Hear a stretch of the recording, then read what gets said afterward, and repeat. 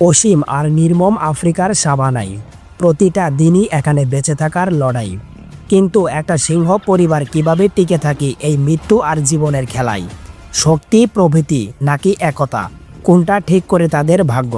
আফ্রিকার তপ্ত সূর্য আকাশের মাঝখানে দাঁড়িয়ে আছে, চারপাশে কোনো লুকানোর জায়গা নেই। প্রতিটা প্রাণী খোলা আকাশের নিচে দৃশ্যমান। এটা শিকারীদের জন্য কঠিন সময়, তবুও সেরাই সিংহ পরিবার দিনের আলোতে বেঁচে থাকার ছন্দ খুঁজে নিয়েছে হাজার বছরের বিবর্তনের মাধ্যমে। একটা উঁচু মাটির টিভির উপর শুয়ে আছে পুরুষ সিংহ কানু।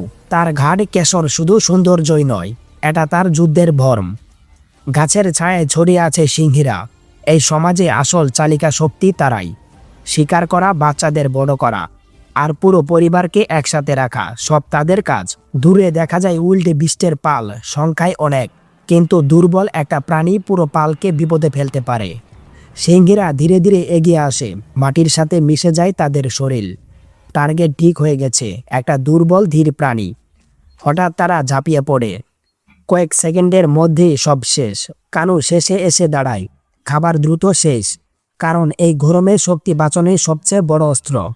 কিন্তু এই গল্পে শুধু সিংহ নেই, আরেক দল শিকারী এগিয়ে আসছে, আফ্রিকান ওয়াইল্ড ডগ।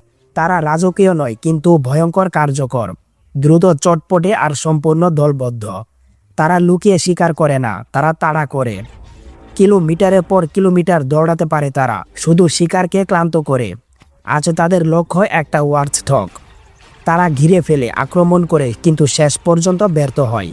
কারণ এই সাভানায় শক্তি না থাকলেও একতা ছাড়া বাঁচা অসম্ভব। আর তারা চুপচাপ প্রবেশ করে আরেকটা চরিত্র, হায়না। অনেকে ভাবে তারা শুধু মৃতদেহ খায়, কিন্তু বাস্তবে তারা ভয়ঙ্কর শিকারী। তাদের কামড় এত শক্তিশালী যে হাড় পর্যন্ত গুড়িয়ে ফেলতে পারে। তারা বুদ্ধিমান, ধৈর্যশীল আর সুযোগের অপেক্ষায় থাকে। অন্য শিকারীরা শিকার করলে তারা ছিনিয়ে নিতে প্রস্তুত। এই সাভানায় কেউ নিরাপদ না। হঠাৎ বাতাসে অচেনা গন্ধ, শত্রু এসে গেছে। একদল নতুন পুরুষ সিংহ, যারা দখল নিতে চায় এই এলাকা।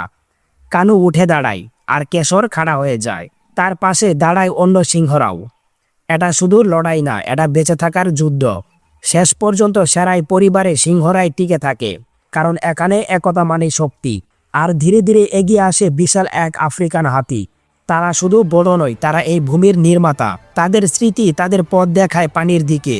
তারা গাছ ভেঙে পথ তৈরি করে, আর নতুন জীবনের সুযোগ সৃষ্টি করে। এই সাভানায় হাতিরাই জীবনের ধারক। আর সেই পথে এগিয়ে চলে জেব্রার পাল। তাদের দাগ শুধু সৌন্দর্য না, এটা তাদের পরিচয়। তারা পথ দেখায়, মাইগ্রেশনের দিশা দেয়।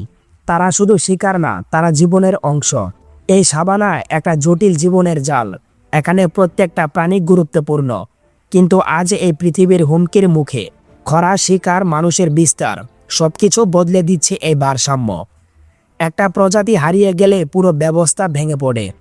তাই এই গল্প শুধু বন্যপ্রাণীর না, এটা আমাদের পৃথিবীর গল্প।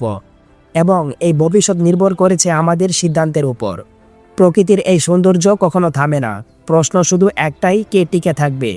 তো বন্ধুরা, এই ছিল আজকের এই ভিডিওটি। তো ভিডিওটি যদি ভালো লেগে থাকে তাহলে একটি লাইক দিবেন, আর এরকম পরবর্তী ভিডিও পেতে চ্যানেলটি সাবস্ক্রাইব করে আমাদের পাশে থাকবেন। ধন্যবাদ, আল্লাহ হাফেজ।